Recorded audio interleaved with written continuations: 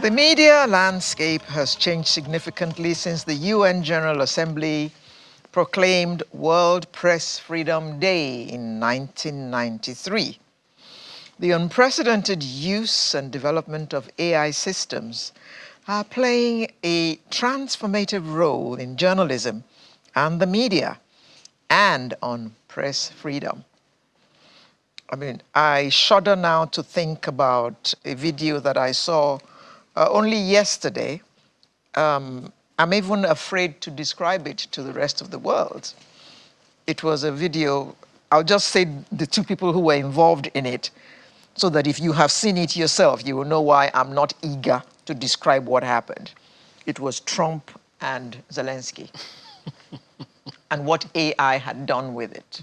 We had seen them at the Pope's funeral, sitting down, chatting, and somebody had done some work on it, and other things happened, which I would not like to describe. Anyway, to talk to us about World Freedom Day today, I'd like to welcome the Executive Director, International Press Center, Mr. Lanre Arogundade. Thank you very much. Good morning.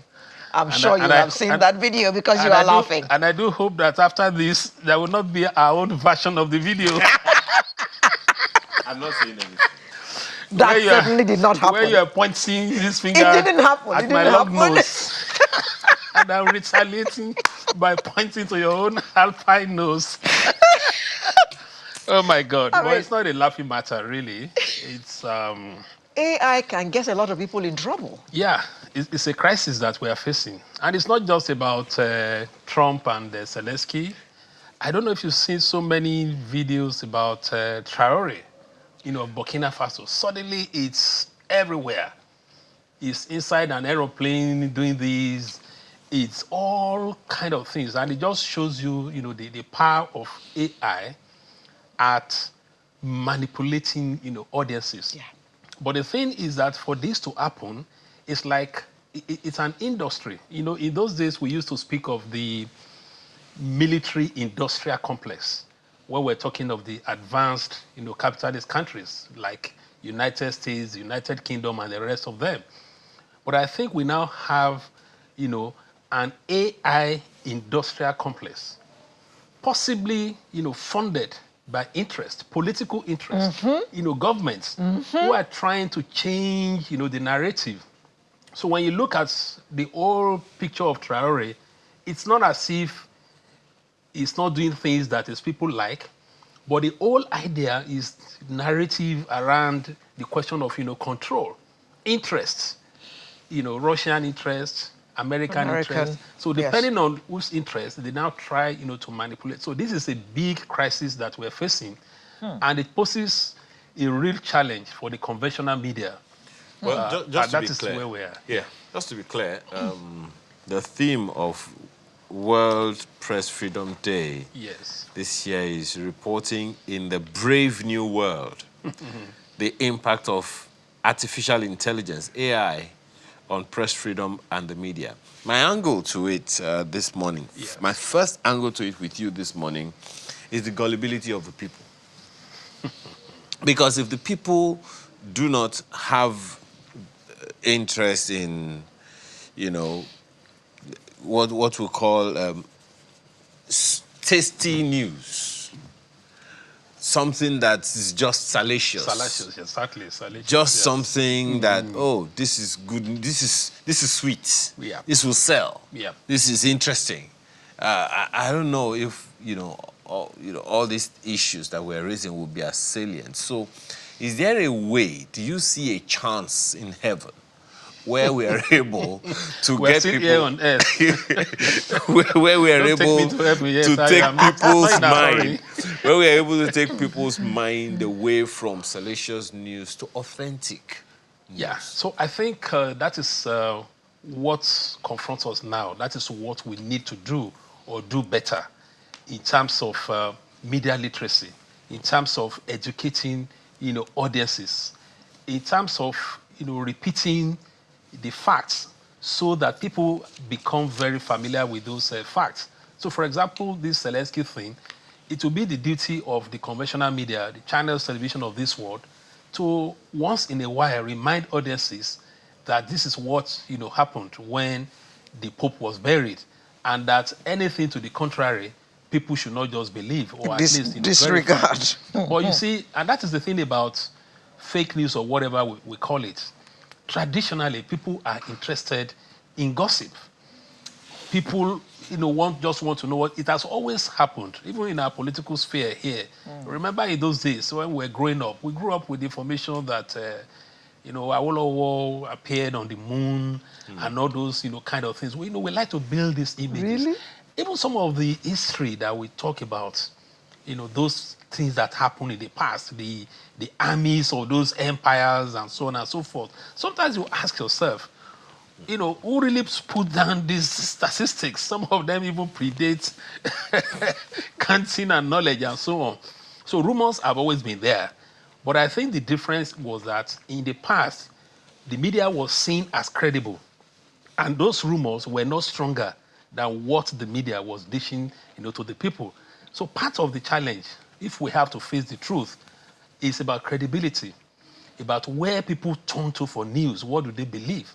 And we have to be frank with ourselves. I don't think the media today is as credible as it used to be, in spite of all our efforts. There are individual stations that are what good do you think that people turn to. For obvious reasons, Mr. What do you think is responsible for that loss of credibility?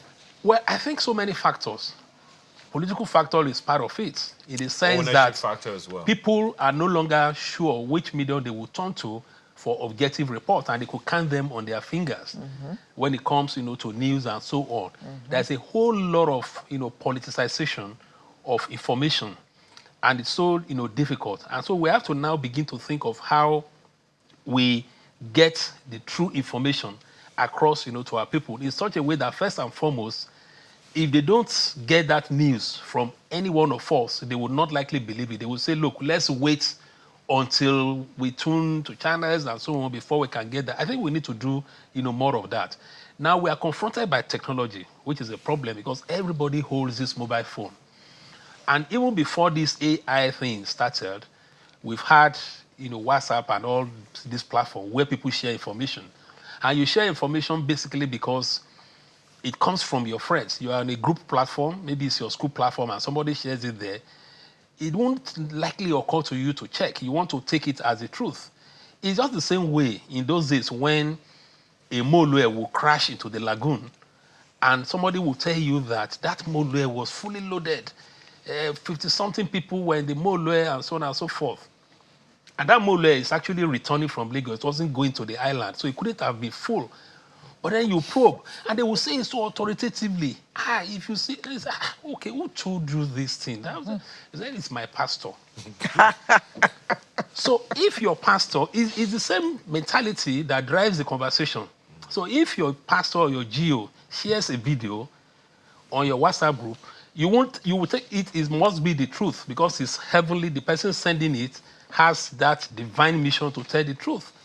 But everybody, and that is the point we need to tell audiences today, this World Press Freedom Day, that, look, it has been established that anybody that has reason to convince the others would likely twist the facts to ensure that you are, convinced. Okay. So to that extent, the message that we, the media, should be passing to audiences is that don't take things on face value. If somebody shares something with you, call that person and ask, for the source. My own worry really is even that it has gotten to a stage where we seem to have lost our morality.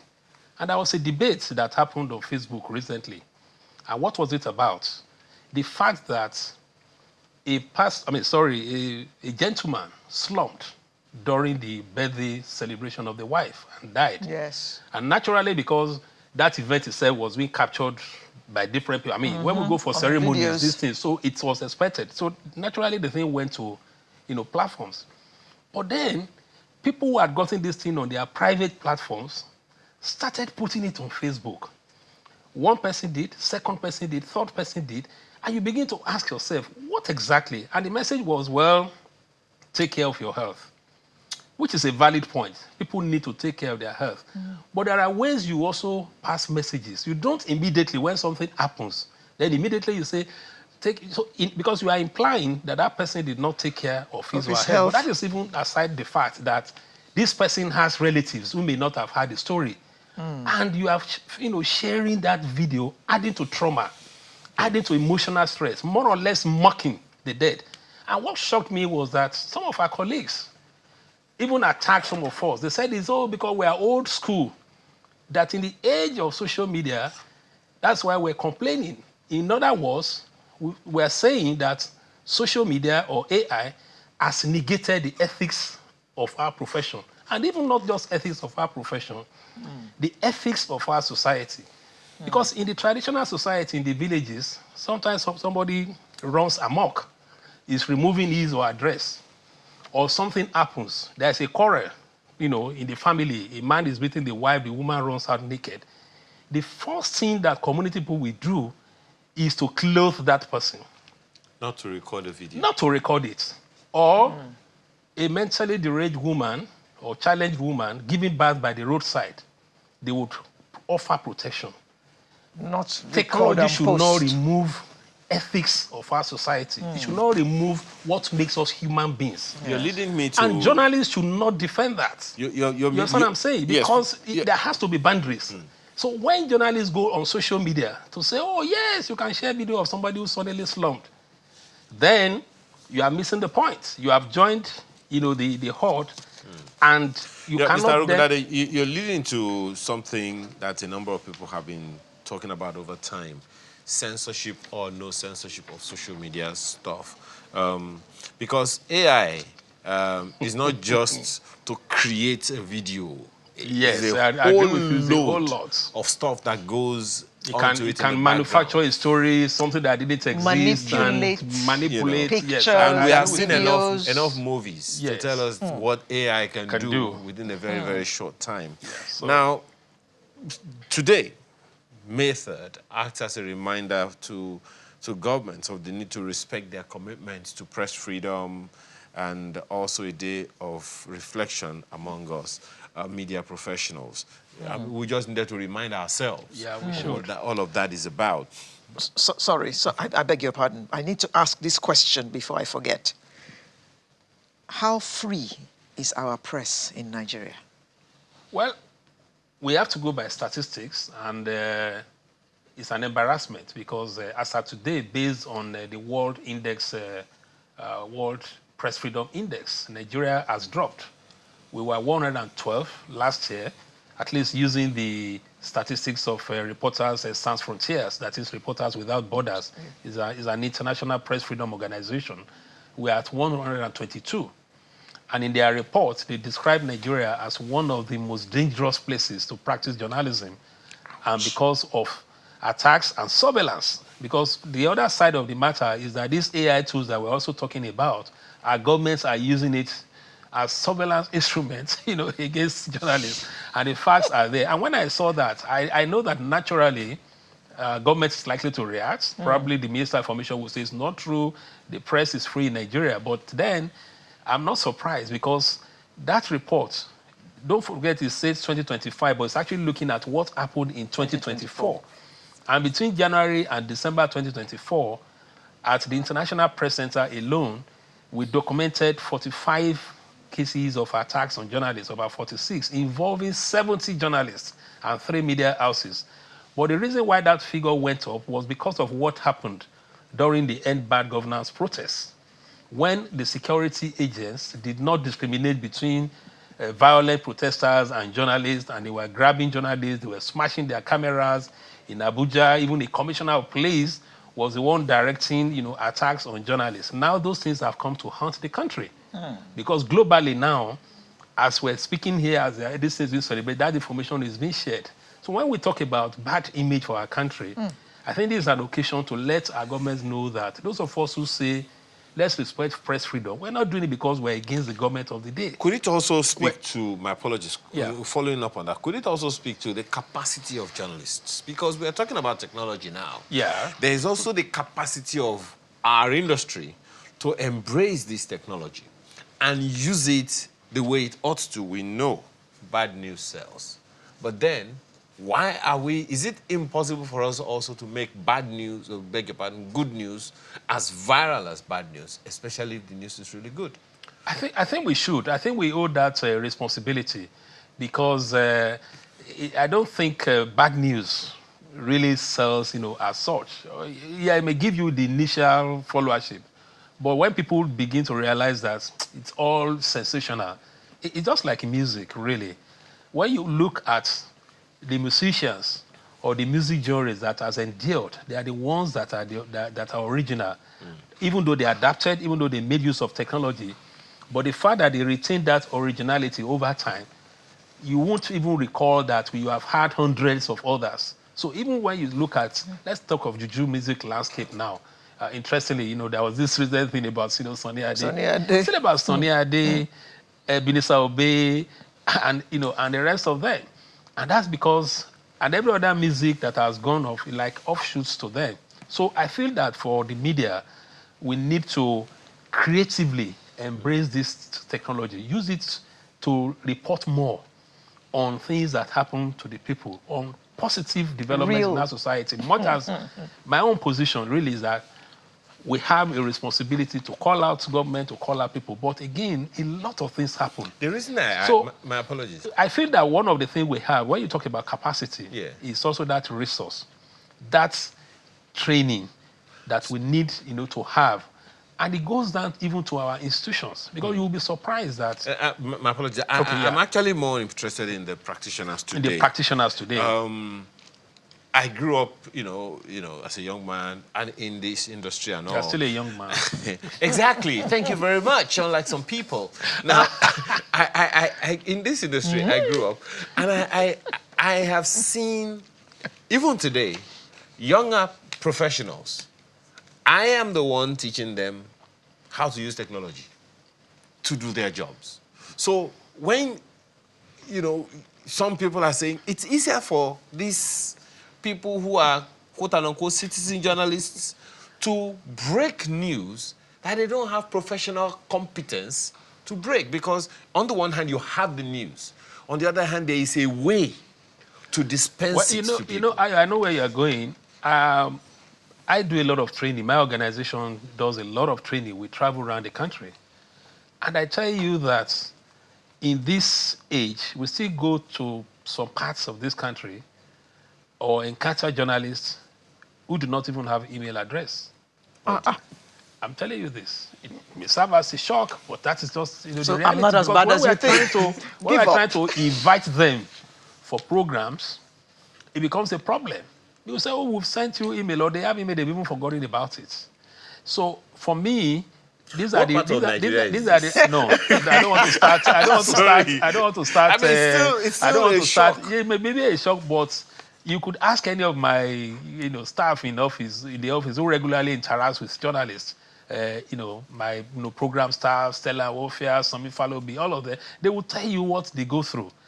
Wow. When it now comes to technology, so we go out, for example, we want to do training on fact checking. This is what we do. I do it, and so on, particularly at elections.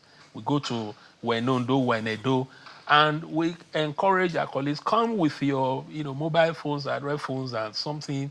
In some cases, where you would want to use mobile, it's still laptop. In some cases, don't even have the laptop. So for me, there are two approaches to this. The first is that you, as a journalist, you have to make up your mind whether you want to make impact in this profession. There would always be problem of welfare, and I don't ever underplay it. I know that we have that challenge in the industry where some employers just treat their journalists anyhow. So that is there, and it's something we fought over time. But at the same time, there's what we call self-development.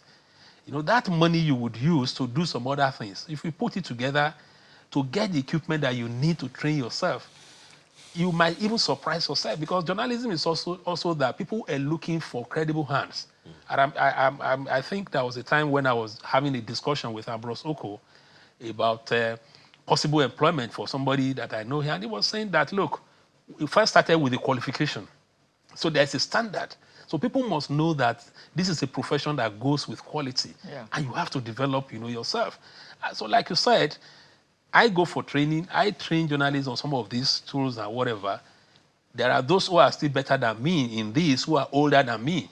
If I were going to be having the media leaders summit in the next few days, convened by Taiwo Bay, who is older than me in the profession, but if you know what he does, with technology, it's so amazing. And the good thing is that there's the positive side of AI. In which case, just as we're having this discussion now, if it's recorded, AI can transcribe it for you. But then, this is where professionalism comes in. There are things that AI would miss because of accent. The way I pronounce, probably because of my whatever. Especially so you still have to do.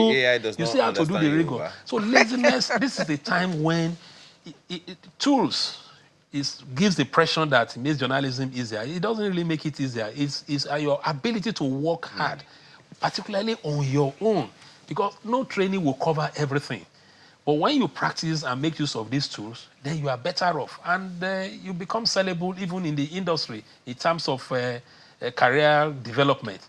I feel that is one area that is very, very important. So the question of capacity has to come in about 3 ways. Media employers need to invest in it. Individual journalists need to invest in it. And of course, those of us who work from what we call the media support sector, we'll continue to do what we're doing, even though that situation too, the landscape is changing. The funding is shrinking, particularly as a result of Trump's policies. Yeah, the reason I asked the question is these people that don't have capacity, no matter how young, no matter how connected you are, we know that technology is coming to take over some jobs. And people shouldn't make any mistake. AI can read news. Yeah, AI can read news. I'm just saying. I'm just saying. So, but there are things that I definitely feel, there is no way. There are conversations we need to have. Yeah. AI can do so many things, but the journalism as a profession too, we also need to set our own ethical standards when it comes to AI. And I think it's very, very important so that people don't go and conjure stories. Like, what happened in those days in Lagos in the 1980s, late 80s, I suppose, when Akapa's Top magazine sat somewhere and said they had interviewed Michael Jackson's Nigerian girlfriend that never really, existed. So now this is where newsrooms have to be watchful. Be careful what your reporters bring to you so that it's not an AI, report, because we still need journalists to do, real life interviews. You are not going to send robots to villages to go and see flood. Yeah, exactly. There's no way technology can do it all by itself. Exactly. And I think the conversation we've had this morning, because it's not just in the media, it's also in the academies. Oh, yes, but we're only talking about our own. There are many things ahead. But in the academies now, they've developed tools where if you submit a thesis, then they have technology to check. To check it. To check. Exactly. Where, not just plagiarism. Now they are even looking at the sources you use and so on, whether everything is just AI source. You could use AI to get ideas, to get authorities and so on, but you still need to go and read and use your brain. So that you are not. So if you write something, we could go on another about this matter because AI conversation is still new, so we can still go on and on about it. We need to have more about it. Absolutely.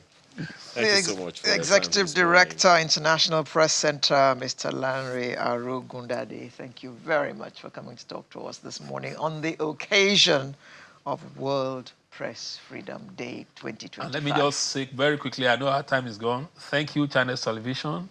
We are proud of what you are doing when it comes to professionalism. Please keep up the standard and let us have more of Channels TV in Nigeria. I hope you are not AI yourself. Okay. We'll be right back for the next conversation.